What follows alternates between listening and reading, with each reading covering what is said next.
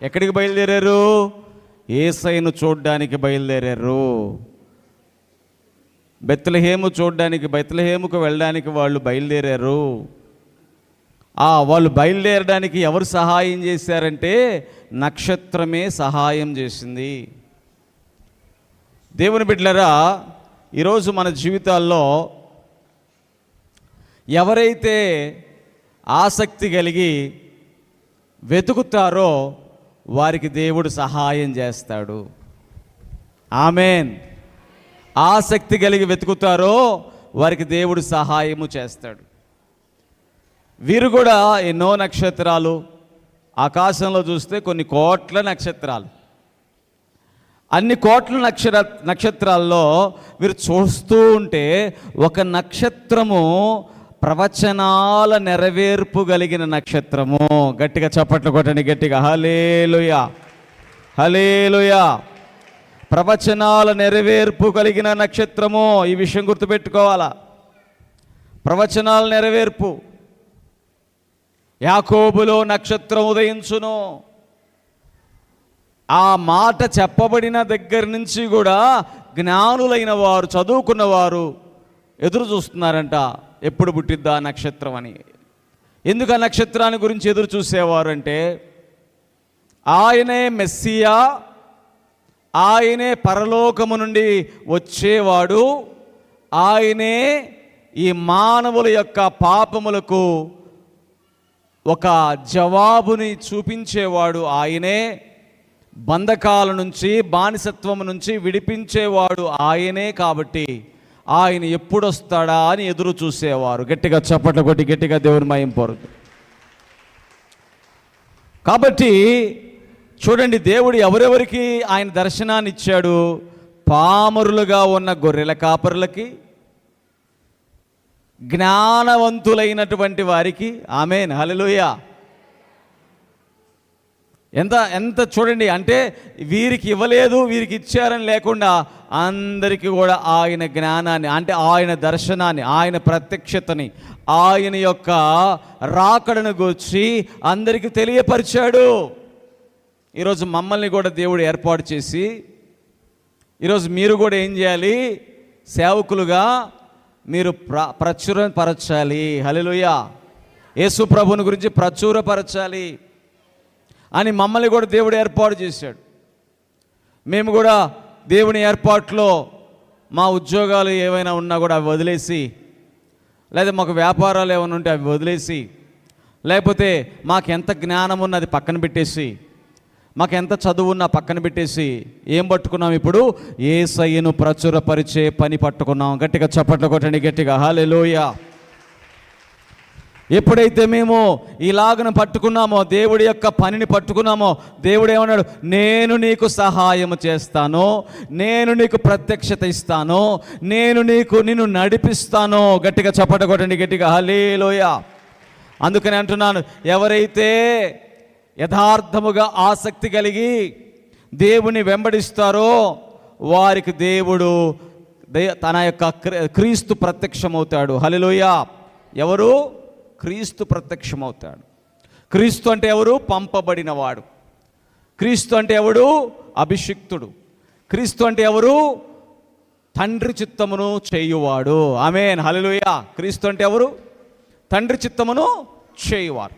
ఈరోజు భూమి మీద మనకి ఎన్ని పనులు ఉన్నాయి. మనం అనుకుంటాం, ఇదిగో ఇక్కడికి వచ్చినటువంటి భూమి మీదకి మనం ఎందుకు వచ్చామంటే బట్టలు ఉతకడానికే, అంట్లు తోముకోవడానికే, లేకపోతే ఇల్లు ఊడ్చుకోవడానికే, లేకపోతే ఇస్త్రీ పని చేసుకోవడానికే, లేకపోతే పంటలు ఊడ్చడానికే, లేకపోతే కాయలు కోయడానికే, లేకపోతే ఎన్నో పనులు ఉన్నాయి భూమి మీద, ఎన్నో పనులు. ఈ పనులన్నీ చేసుకుంటూ చేసుకుంటూ చేసుకుంటూ దేవుడు ఏమన్నాడు? మీరు ఎప్పుడైతే దేవుని ఆసక్తితో ఎదురు చూశారో దేవుడు మీకు కూడా ప్రత్యక్షమయ్యాడు. ఆమేన్, హల్లెలూయా. మీరు ఏం చేస్తున్నారు? ఉదయం లేచిన దగ్గర నుంచి సాయంత్రం పని చేసుకొని ఆ సాయంత్రం బైబిల్ పట్టుకొని ఆ చర్చికి రావడం, లేదా మంగళవారం చర్చికి రావడం చేస్తున్నారు. మీరు ఎవరికైనా హాని చేశారా? ఎవరినైనా దూషించమని చెప్తుందా బైబిలు? ఎవరినైనా కూడా కొట్టమని చెప్తుందా? ఎవరినైనా ఎవరి సొమ్మైనా లాక్కోమని చెప్తుందా? మీరు ఎంతవరకు కూడా దేవుని సన్నిధికి వచ్చి దేవుని ఆరాధించి నిజముగా దేవుని సన్నిధిలో మీరు వెతుకుతున్నారు? ఏం వెతుకుతున్నారు దేవుడి దగ్గర నుంచి? సంతోషమే ప్రభువా, సమాధానమే ప్రభువా, ఆరోగ్యమే ప్రభువా, దేవా నాకు కావలసిన అవసరతలు దయచే ప్రభువా, నా వివాదాలు తొలగించు ప్రభువా అని దేవుడి దగ్గర ప్రార్థనలు ప్రార్థనలు ప్రార్థనలు చేసుకుంటున్నారు. చూడండి దేవుని బిడ్డారా, ఇలాగ మీరు నిజముగా దేవుని యథార్థముగా ప్రార్థనలు చేసుకుంటున్నా కూడా మిమ్మల్ని చూసి అసూయపడే వాళ్ళు లోకములో లేకపోలేదు. ఉన్నారా లేదా? ఎక్కడికి వెళ్తున్నామమ్మా? చర్చికి వెళ్ళేటట్టయితే నేను పనిను, ప్రార్థనకి వెళ్ళేటట్టయితే నేను పని ఇవ్వను అనేవాళ్ళు కూడా ఉన్నారు. ప్రార్థనకి వెళ్ళే వాళ్ళంటే చిన్న చూపు చూసే వాళ్ళు ఉన్నారు, అసూయపడే వాళ్ళు ఉన్నారు, ఎగతాళి చేసే వాళ్ళు ఉన్నారు, మాటలతో గుచ్చి బాధ పెట్టే వాళ్ళు ఉన్నారు. అటువంటి బాధలు పెట్టేటువంటి వాళ్ళు ఉన్నా కూడా వాటన్నిటిని లెక్క చేయకుండా యేసు కోసము మీరు వచ్చారు కదా, మీరు నిజముగా యేసయ్య నక్షత్రాన్ని కనుగొన్న వాళ్ళే. గట్టిగా చప్పట కొట్టని, గట్టి కొట్టాలి. కాబట్టి ఎన్ని వంకలు ఎన్ని దారులు దాటి వచ్చుంటారో, హల్లెలూయా, ఎన్ని మార్గాల్లో ఇక్కడికి రావాలంటే ఊరకం లేదు. నిజంగా బెత్లెహేం వెళ్ళినట్టు ఇక్కడికి రావడం అంటే దేవుని స్తోత్రం. ఆ తూర్పు దేశపు జ్ఞానులు బెత్లెహేం ఎట్లా వెళ్ళారో ఇక్కడికి రావాలన్నా కూడా కనీసం మీరు లేచి ఇక్కడికి రావాలంటే చాలా మార్గాల్లో నుంచి రావాలి. మీరు అందరూ కూడా రావడానికి గల కారణం యేసయ్యను మీరు ప్రేమించారు. దేవునికి మహిమ కలుగును గాక. హల్లెలూయా. తర్వాత వచ్చినటువంటి వారు నిజముగా నీలో యథార్థత ఉంటే, నిజముగా నీలో ప్రేమ ఉంటే నువ్వేం చేస్తావు? రెండో విషయం తెలుసా? నువ్వు ఆయన్ని ఆరాధిస్తావు. ఆమేన్. ఏం చేస్తావు? రెండో విషయం, వచ్చావు ఓకే, వచ్చిన తర్వాత నువ్వు చేసే రెండో పని ఏంటంటే నువ్వు ఆరాధిస్తావు. నువ్వు ఆయన ఏం చేస్తావు అంటే నీ యొక్క అవయవములతో ఆరాధిస్తావు. అంటే చప్పట్లు కొడుతూ, పాటలు పాడుతూ, దేవుణ్ణి ఏం చేస్తావు? కీర్తనలతో, పద్యములతో దేవుణ్ణి ఆరాధిస్తావు. ఒక సమయం అయిపోయింది. ఆ తర్వాత ఏం చేస్తావు? నిలబడి ఆరాధిస్తున్నప్పుడు నీ హృదయాన్ని సమర్పిస్తావు. గట్టిగా చప్పట్లు కొట్టండి, గట్టిగా హల్లెలూయా. యథార్థంగా నువ్వు వస్తున్నావు అంటే దేనికి వస్తున్నావు? నువ్వు కీర్తనలు పాడుతున్నావు, పాటలు పాడుతున్నావు, అలా నీ హృదయాన్ని అర్పిస్తున్నావు. ఆ తర్వాత కానుకలు అనగానే నీ కానుకలు నీ చేతి కష్టార్జితములో నుంచి నువ్వేం చేస్తున్నావు? నెలంతా నేను సంపాదించిన దాంట్లో నా దేవుడికి నేను కానుకలు ఇవ్వాలి అని చెప్పి తీసుకుని ఇస్తున్నావు. నిజముగా నువ్వు ఆరాధించే బిడ్డగా మారిపోయావు. గట్టిగా చప్పట్లు కొట్టండి, గట్టిగా హల్లెలూయా, హల్లెలూయా. జ్ఞానులు కూడా వారు వచ్చారట, వారు వచ్చి సాగిలపడ్డారట యేసయ్య దగ్గర. యేసయ్య ఎంత ఉన్నాడు? యేసయ్య అప్పుడు ఎంత ఉన్నాడమ్మా? పుట్టినప్పుడే రాలా జ్ఞానులేమి పుట్టగానే రాలా. ఆ తర్వాత ఇంటికి వెళ్ళారు. దేవునికి స్తోత్రం. వాళ్ళు హల్లెలూయా. వాళ్ళు ఎక్కడికి వెళ్ళారు చెప్పండి? ఎక్కడికి వెళ్ళారు? చాలామంది ఏం చేస్తారంటే జ్ఞానులు పుట్టగానే వచ్చేసారని చెప్పి అనుకుంటారు. కానీ జ్ఞానులు పుట్టగానే రాలేదు, కానీ వారి ఇంటి దగ్గరికి వెళ్ళారు. చూడండి ఒకసారి మత్తయి సువార్త 2వ అధ్యాయం 10వ వచనం చదవండి. కాగా నక్షత్రము చూచి అతి ఆనంద భరితులై, చూడండి, ఇంటిలోనికి వచ్చి, పశువుల పాక దగ్గరికి కాదు వచ్చింది. ఎక్కడికి? కానీ కొంతమంది ఏంటంటే పశువుల పాక దగ్గరికి జ్ఞానులు వచ్చినట్టుగా చెప్తుంటారు. కాదు, ఆయన ఇంటిలోకి తీసుకెళ్లారు. ఆమేన్, హల్లెలూయా. ఇంటిలోనికి వచ్చి తల్లి అయిన మరియను చూచి సాగిలపడి, హల్లెలూయా, పూజించి పెట్టెలు విప్పి బంగారమును సామ్రాణిని బోలమును కానుకలుగా. ఇది ఆరాధన అంటే. నేను ఆరాధనకి వెళ్తున్నాను ఆదివారం. చాలామంది ఏమంటారు? ఆరాధనకి వెళ్తున్నాను ఆదివారం, నేను మంగళవారం ప్రార్థనలకు వెళ్తున్నానంటే ఈ జ్ఞానుల ద్వారా మనం నేర్చుకోవాలి ఏంటంటే నిజంగా నువ్వు దేవుని ఆరాధిస్తున్నావంటే నువ్వేం చేయాలి? సాగిలపాడి మ్రోకెదమో సత్యముతో ఆత్మాతో మన ప్రభు యేసుని సాగిలపాడి మ్రోకెదమో సత్యముతో ఆత్మాలో మన ప్రభు యేసుని సాగిల పాడి పాడాలి. మోషే కంటే శ్రేష్ఠుడు అన్ని మోసముల నుండి విడిపించున్. మోషే కంటే శ్రేష్ఠుడు అన్ని మోసముల నుండి విడిపించున్.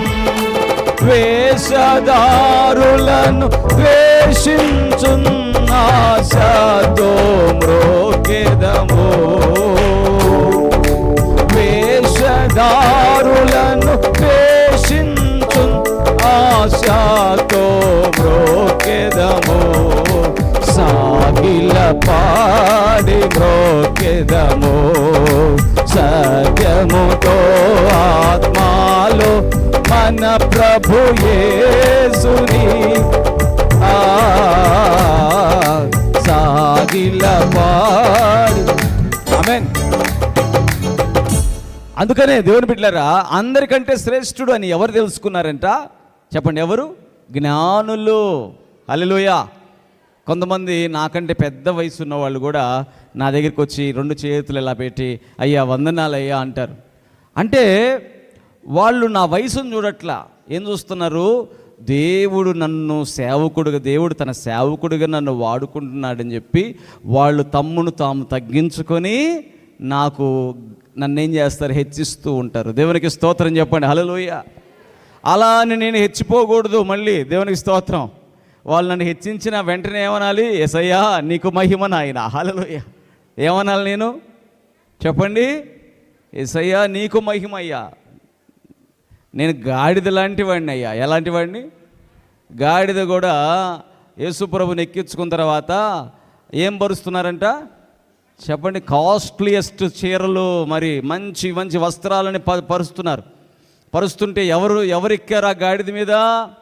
యేసయ్య ఎక్కాడు. కాబట్టి ఆ వస్త్రాల మీద గాడిద నడుస్తుంటే గాడిద అనుకోకూడదు ఏమని? నా కోసం పరిచారు అనుకోకూడదు. దేవునికి ఇస్తుంది. నా మీద ఉన్న యేసయ్య కోసం పరిచిన ఈ వస్త్రాల మీద నేను నడుస్తున్నాను. గట్టిగా చప్పట కొట్టండి. గట్టిగా కొట్టాలి గట్టిగా. ఈరోజు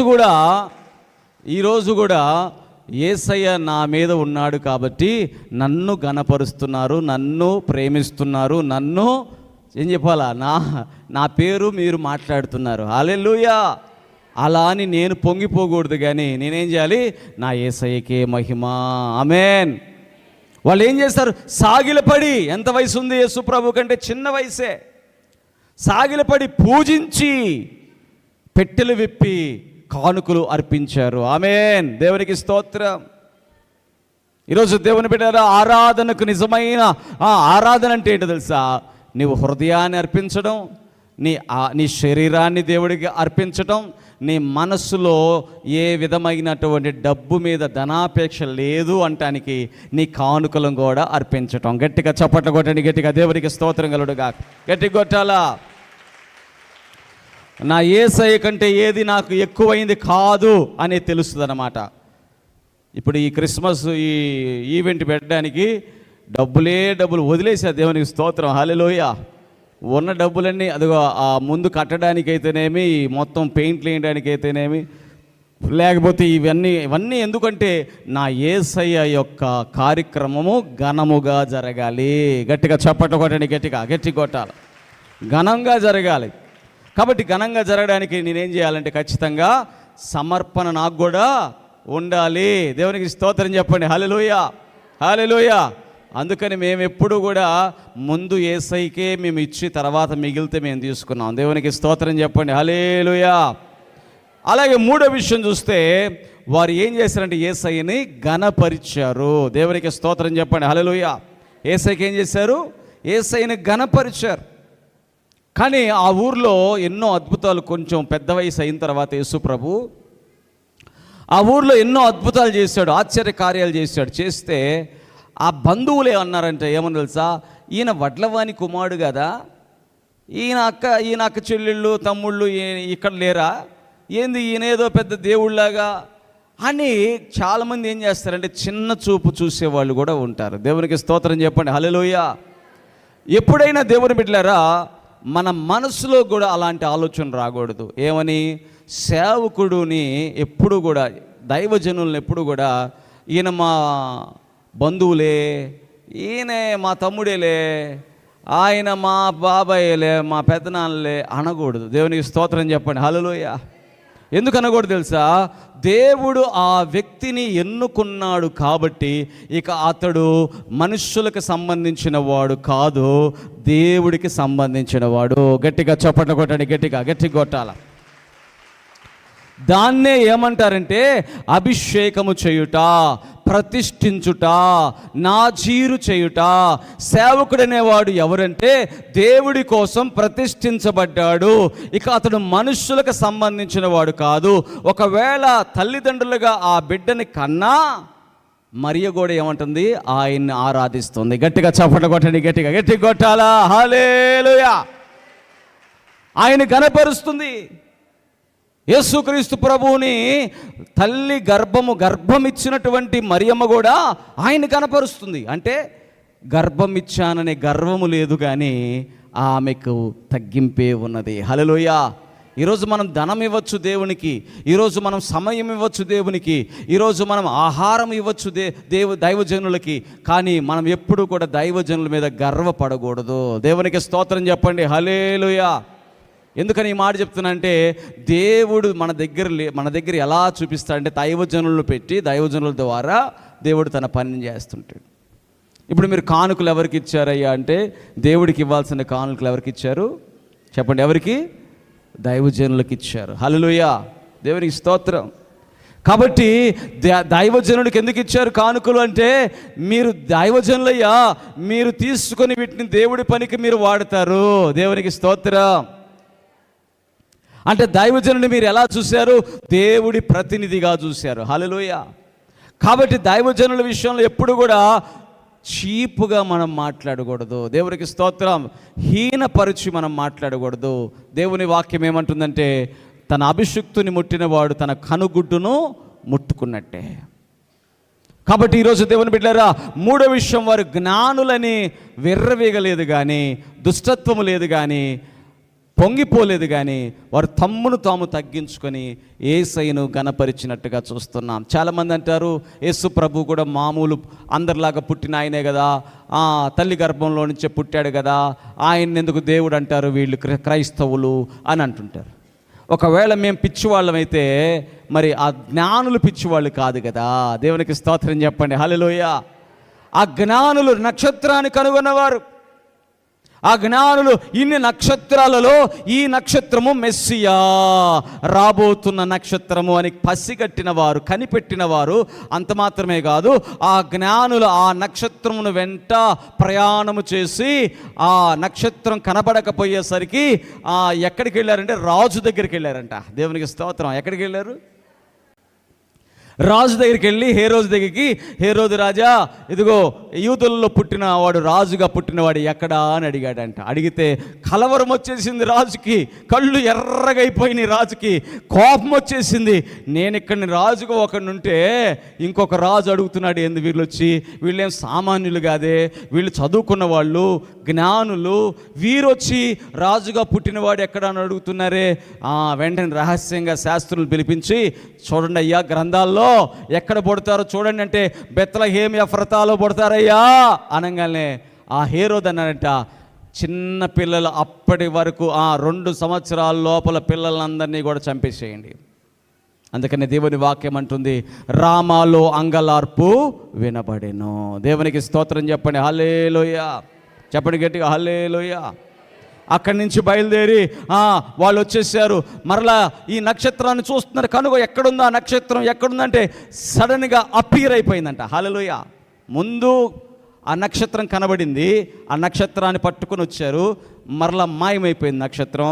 మరలా చుట్టూ తిరిగారు, మళ్ళీ కనపడిందంట నక్షత్రం. కనపడంగానే ఎక్కడంటే ఒక ఇంటి పైన కనపడిందంట. దేవునికి స్తోత్రం. హల్లెలూయా. ఒక నక్షత్రం అంటే ఎన్నో తెలుసా? కొన్ని కోట్ల సూర్యులు కలిపితే ఒక నక్షత్రం. ఎన్నండి? సూర్యుడు మనకు కనపడుతున్నాడు కదా, అలాంటి సూర్యులు కొన్ని కోట్ల సూర్యులు కనిపితే ఒక నక్షత్రం. దేవునికి స్తోత్రం. అటువంటి ఒక నక్షత్రము ఒక ఇంటి పైగా ఉంటే చూశారంటే దేవుడికి అసాధ్యమైనది ఏదీ లేదు. గట్టిగా చప్పట్లు కొట్టండి, గట్టిగా దేవునికి స్తోత్రం. మనకు అసాధ్యం అది, మన ఊహకు మన జ్ఞానానికి అసాధ్యం, కానీ దేవునికి సమస్తము సాధ్యమే. ఆ నక్షత్రం ఏదైతే వారికి దారి చూపించిందో, ఏ నక్షత్రం అయితే వారు కనుగొన్నారో, ఆ నక్షత్రం ఇంటి పైన చూసి ఆ ఇంటిలో ఉన్నటువంటి శిశువు దగ్గరకు వచ్చి వారు సాగిలపడ్డారంటే వారు అమాయకులు కాదు, వారు చాలా జ్ఞానము కలిగిన వారు. అటువంటి జ్ఞానము కలిగిన వారే ఆయన్ని గణపరిస్తే ఈరోజు మన జ్ఞానమే పాటిది. అనుమానాలు, సందేహాలు, వాళ్ళు చెప్పే మాట వీళ్ళు చెప్పే మాటతో కలవరపడద్దు, కానీ యేసయ్యను తెలుసుకున్నాం, యథార్థ హృదయంతో దేవుణ్ణి ఆరాధించుదుము గాక. గట్టిగా చప్పట్లు కొట్టి గట్టిగా దేవుని మహిమ పరుద్దాం. ఇక 4వ విషయం చూస్తే, దేవుడి ఉద్దేశం ఏంటంటే, ఇదిగో నీవు జ్ఞానము కలిగి ఉండటము, లేకపోతే నీవు ఎంతో గొప్ప పని చేయడము, లేకపోతే దేవుడి పని చేయడం, ఇవన్నీ ఓకే, కానీ వీటన్నిటికంటే దేవుడు కోరుకునేది ఏంటంటే నీలో తగ్గింపు. దేవునికి స్తోత్రం చెప్పండి, హల్లెలూయా. నీలో తగ్గింపు అనేది లేకుండా నువ్వు ఎంత పనులు చేసినా దేవుడి దగ్గర నువ్వు నిలబడలేవు. దేవునికి స్తోత్రం. 4వ విషయం, జ్ఞానులు ఎంత పెద్ద వాళ్ళైనప్పటికీ వాళ్ళు ఏం చేశారు, తమ కాళ్ళని ఏం చేశారు, మోకాళ్ళు వంచి సాగిలపడినట్టుగా, అంటే తగ్గించుకున్నట్లుగా చూస్తూ ఉన్నాం. యేసుక్రీస్తు ప్రభువు కూడా ఈ భూమి మీదకి ఎలా వచ్చాడంట, ఫిలిప్పీలకు రాసిన పత్రికలో రాయబడి ఉంటుంది 2వ అధ్యాయంలో. ఆయన చూడండి ఒకసారి, ఫిలిప్పీలకు రాసిన పత్రిక 6వ చదవమ్మా, 6. ఆయన దేవుని స్వరూపము కలిగిన వాడై ఉండి దేవునితో సమానముగా ఉండుట విడిచిపెట్టకూడని భాగ్యమని ఎంచుకొనలేదు, కానీ మనుషుల పోలికగా పుట్టి దాసుని స్వరూపము ధరించుకొని తన్ను తానే రిక్తునిగా చేసుకొనెను. హల్లెలూయా. యేసుక్రీస్తు ప్రభువు కూడా ఆయన ఈ భూమి మీదకి ఎలా వచ్చాడని రాయబడింది, దాసునిగా రిక్తునిగా చేసుకున్నాడు. జ్ఞానులు కూడా ఎలా వచ్చారు యేసుప్రభు దగ్గరికి, మోకాళ్ళ వరకు వంగిపోయి ఆ సాష్టాంగ పడిపోయి సాగిలపడి దేవుని ఆరాధించారు. దేవుని బిడ్డలారా, ఈరోజు యేసు ప్రభుని నమ్ముకున్న తర్వాత మనలో విధేయత, తగ్గింపు అనేది మనలో దేవుడు చూస్తున్నాడు. ఆమేన్. కొంతమంది అంటారు, అయ్యా దేవుడు నాతో కూడా మాట్లాడతాడా, దేవుడు నన్ను కూడా దర్శిస్తాడా, దేవుడు నాకు కూడా ప్రత్యక్షమవుతాడా, తూర్పు దేశపు జ్ఞానులకు ఎలాగైతే యేసు ప్రభు ప్రత్యక్షమయ్యాడో నాకు కూడా అవుతాడంటే దేవుని వాక్యము సెలవిస్తుంది, ఎవరు దీన మనస్సు కలిగి ఉంటారో వారు దేవుణ్ణి చూస్తారు. గట్టిగా చప్పట్లు కొట్టి గట్టి కొట్టాలి. ఎవరైతే దీన మనసు కలిగిన వారుగా ఉంటారో వారు దేవుని చూస్తారు. వినయము గల వారి యొద్ద ఆయన నివసిస్తాడు అని దేవుని వాక్యం సెలవిస్తుంది. గట్టిగా చప్పట్లు కొట్టండి, గట్టిగా హల్లెలూయా. ఈరోజు దేవుని బిడ్డలారా, జ్ఞానులు వారు దేవుని యొక్క కార్యాన్ని గుర్తించారు. క్రీస్తు వారికి ప్రత్యక్షమయ్యాడు. వారు కనుగొని యేసు ప్రభు దగ్గరికి వెళ్ళారు, సాగిలపడి ఆరాధించారు, సాగిలపడి విధేయత చూపించారు, సాగిలపడి దేవుని ఘనపరిచారు. ఆమేన్. ఈరోజు మనము కూడా దేవుడి మందిరానికి వచ్చినటువంటి మనము కూడా నేర్చుకోవాల్సింది ఏంటంటే, మనము కూడా దేవుడి సన్నిధిలో ఆరాధించి దేవుని ఘనపరచాలి. దేవుడి సన్నిధిలో మనము కూడా తగ్గించుకొని దేవుని ఘనపరచాలి. మనము కూడా దేవుడి సన్నిధిలో దేవుని యొక్క ప్రత్యక్షతను పొంది దేవుణ్ణి ఘనపరచుదుము గాక. ఆమేన్. అట్టి కృప దేవుడు మనకు దయచేయును గాక.